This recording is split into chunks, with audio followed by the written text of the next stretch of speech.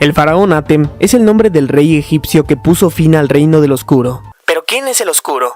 Esta historia comienza en una época absolutamente indeterminada. Antes de que siquiera existiera la luz, habitaba en el universo un ente oscuro, que manifestado físicamente era mejor conocido como Zork Necrofates. Según se dice, para que fuera posible invocarlo como monstruo, se tuvo que crear la primera versión de los artículos del milenio, pues se sabe que su poder proviene directamente de las sombras.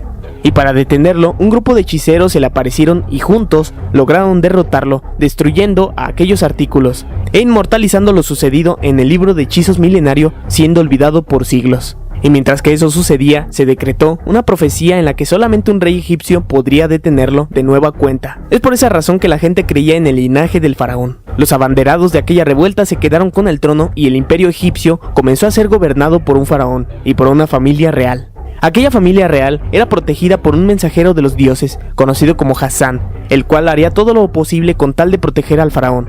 Se dice que este era el único guerrero capaz de hacerle frente al oscuro. Es posible que su ayuda fuera fundamental para detenerlo la primera vez. Pasan los años y cada faraón iba heredando aquel libro de hechizos milenarios, aunque, como su lenguaje era muy antiguo, nadie le entendía, así que solo se conservaba como una reliquia antigua.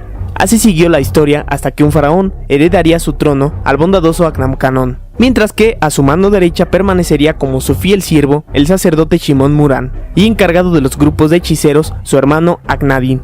Eran tiempos difíciles, y aunque su imperio fue de los más prósperos, durante años fue amenazado por sus detractores, de entre los cuales la mayoría eran hechiceros que habían descubierto métodos para utilizar al espíritu maligno de las personas.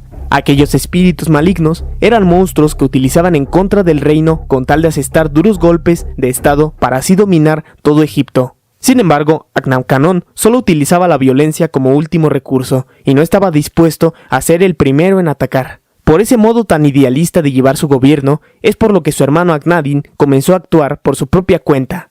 A espaldas del faraón, organizaba todo tipo de revueltas y enviaba tropas a otros reinos antes de que estos pudieran hacerlo. De tal modo que el imperio egipcio crecía más y más, logrando experimentar una paz relativa en todo el reino, aunque con algunos efectos secundarios. Pues conforme aumentaban las guerras, los monstruos también se multiplicaban y los hechiceros malvados también. No obstante, el faraón se llevaba todos los créditos por llevar paz a su reino, mientras que a sus espaldas Aknadin continuaba haciendo de las suyas y generando en su interior una increíble envidia a su faraón. Para estas fechas, el príncipe Atem ya había nacido, al igual que su primo Seto, que era el hijo de Aknadin. De muy pequeño, el príncipe obtuvo todas las atenciones y su padre le enseñó todo lo que pudo. El príncipe Atem era un hombre de su pueblo, pero al mismo tiempo era recompensado por el resto de sus súbditos. De joven, era muy amigo de una chica llamada Mana, que más tarde se convertiría en una aprendiz para ser hechicera. En una ocasión, una serpiente muerde a su sirviente Mahad y el faraón hace lo posible para salvarle la vida, por lo que, al ser mayor, Mahad será uno de sus más grandes fieles.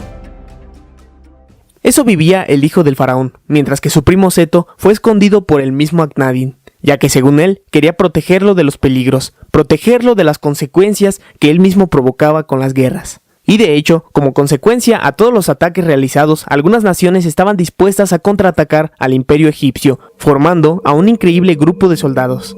Parecía ser el fin del imperio de su majestad, hasta que Aknadin decide utilizar el libro de hechizos milenario como último escape. Antes de hacerlo, se despide de su mujer e hijo para siempre, y consulta al faraón, quien le da luz verde con tal de que su imperio no cayera, aunque al mismo tiempo desaprobaba todo acto violento. Sin importarle esto, Aknadin logra descifrar los escritos para poder invocar a los artículos del milenio. Para poder crear aquellos artículos tan poderosos debía sacrificar un total de 99 almas. Por aquel tiempo existía una pequeña comunidad con una pésima reputación conocida como Culelna. Precisamente en este sitio había un total de 100 habitantes, perfectos para el sacrificio, y todo estaba aparentemente justificado. Y justo así fue. Los soldados egipcios se dirigieron a Culelna y sacrificaron sus 99 almas con ayuda de un hechizo especial, logrando crear a los artículos del milenio. Por desgracia todos, excepto Aknadin, fallecen cuando el oscuro se les aparece, reclamando que los artículos le fueran devueltos. Así que, para defenderse de este, Aknadin se coloca el ojo del milenio y con su magia puede soltarse de sus garras. Y con las últimas fuerzas que le quedaban, se dirige de regreso a Egipto, en donde se forma la corte sagrada.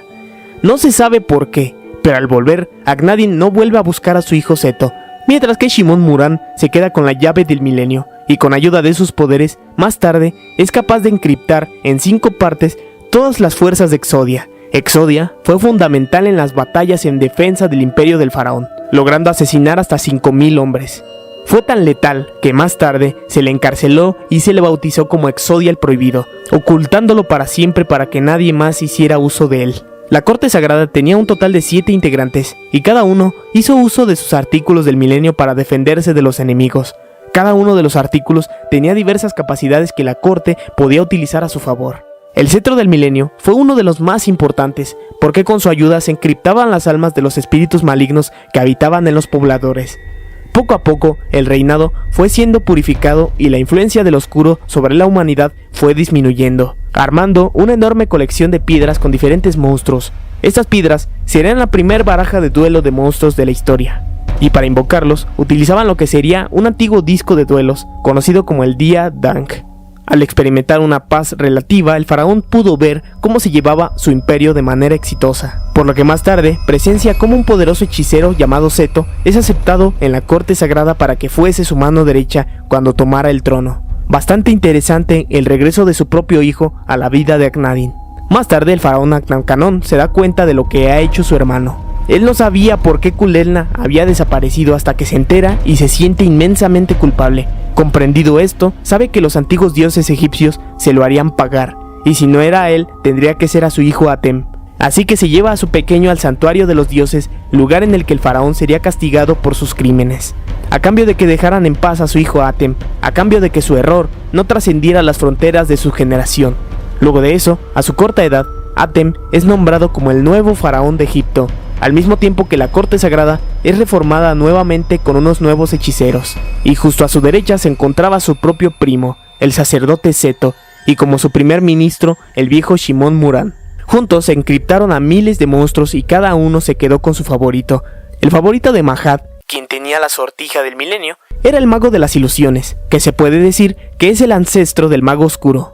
A pesar de que Mahad era un solo hombre, tenía en su interior unas energías increíbles que ni siquiera pudo contener, así que tuvo que quitarse de encima un poco de estas, y más tarde las usaría para dar paso al legendario mago oscuro. Esto con Mahad, mientras que el favorito de Mana, que aunque no pertenecía a la corte sagrada, era la maga oscura. Mientras que Seto disfrutaba de utilizar a todo tipo de monstruos de tipo dragón.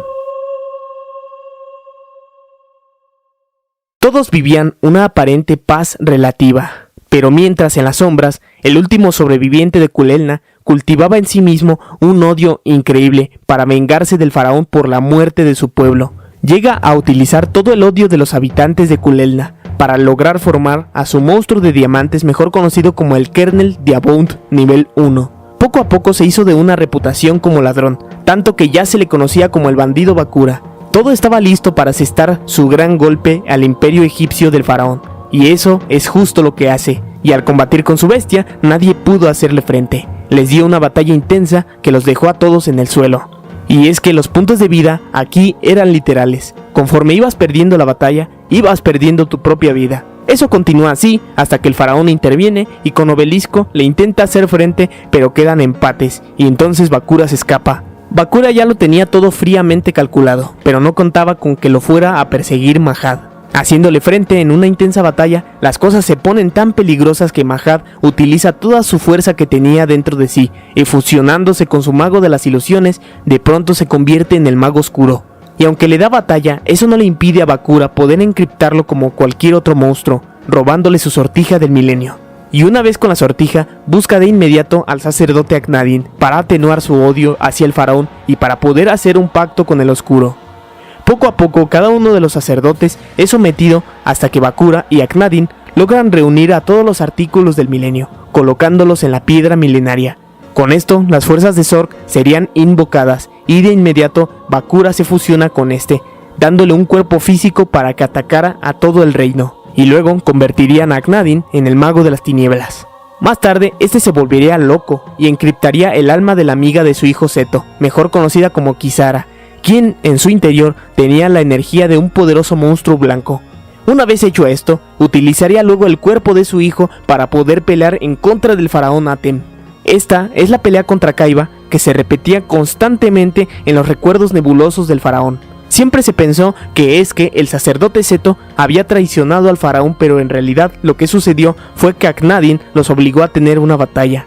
Pero con ayuda del espíritu de Kisara, Seto logra reaccionar y ataca con toda la furia de su dragón blanco de los ojos azules al mago de las tinieblas, venciéndolo de una vez por todas. Aunque se habían quitado de encima al poderoso mago, todavía faltaba Zork, quien acechaba sin parar a todo el reino.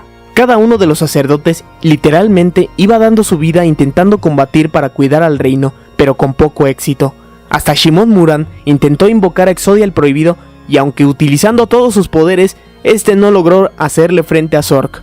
Así que vemos cómo Exodia el Invencible es lamentablemente desmembrado parte por parte hasta no quedar nada de él. Ni siquiera los 3 dioses egipcios pudieron hacerle frente, y se quedaron hechos piedra y destruidos en medio de la batalla. Zork estaba a punto de darle el golpe final al faraón, pero Hassan se entromete recibiendo el impacto y desapareciendo. El faraón entonces entiende que la única forma de detener a Zork era encerrándolo junto con él en su rompecabezas del milenio y sellando los recuerdos bajo llave. Antes de irse, este deja a su primo Seto como el nuevo faraón del reino. Al saber que el oscuro regresaría, entonces le pide a la familia Ishtar que cuando su espíritu vuelva, entonces estos le muestren la llave de sus poderes. Así que sin más encargo, el faraón se encierra junto con el espíritu del oscuro bajo llave, utilizando su propio nombre como contraseña. Aquel rompecabezas sería destruido en montones de pedazos y nadie más conseguiría armarlo, lo que también garantizaba que Zork no pudiera salir, o eso pensaba, porque al ver lo que pasaría, Zork encerraría una parte de sí dentro de la sortija del milenio. Y hasta aquí llegaría el reino del faraón Atem. Luego más tarde, el nuevo faraón Seto esculpiría con ayuda de los poderes de su cetro del milenio una gran roca representativa en la que aparecerían él y su antecesor, así como los dioses egipcios, una piedra que más tarde utilizaría Maximilian Pegasus como base para crear sus cartas de los 3 dioses egipcios. A partir de aquí comienza una enorme historia en la que el faraón vuelve al mundo justo en el momento perfecto, justo en el momento en el que Bakura volvería a ser de las suyas, justo en el momento en el que Yugi lograría armar el rompecabezas del milenio, y que con su ayuda, poco a poco, iría recordando su pasado. Más tarde, Bakura intentaría cambiar el tiempo utilizando a las arenas del desierto a su favor, pero gracias a la amistad de Yugi y de sus amigos, Atem es capaz de invocar nuevamente a los 3 dioses egipcios y fusionándolos le pone fin al oscuro Zork de una vez por todas. Luego de librarse al fin de toda aquella batalla milenaria, el faraón se tiene que ir, pero para hacerlo necesita antes tener una batalla ceremonial. El faraón tiene que perder en un duelo, es como si dejara su estandarte de rey al próximo heredero al trono.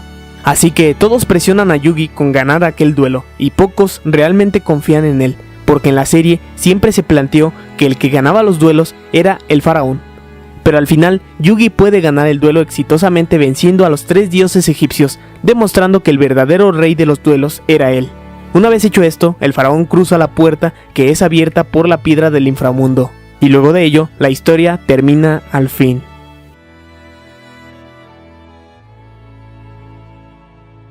Y si te preguntabas si Yugi quedaría con alguna chica, lo más lógico sería pensar que sería con Rebecca Hawkins, porque aunque los fans de Tea quisieran eso, ella realmente estaba enamorada del faraón, mientras que al pequeño Yugi solo lo veía como amigo. Tiempo después, en una película se ve como Kaiba viaja al pasado para continuar con sus duelos en contra del faraón. A pesar de que tenía a su propio primo enfrente de sus narices, solo tenía que observar cómo era su madre.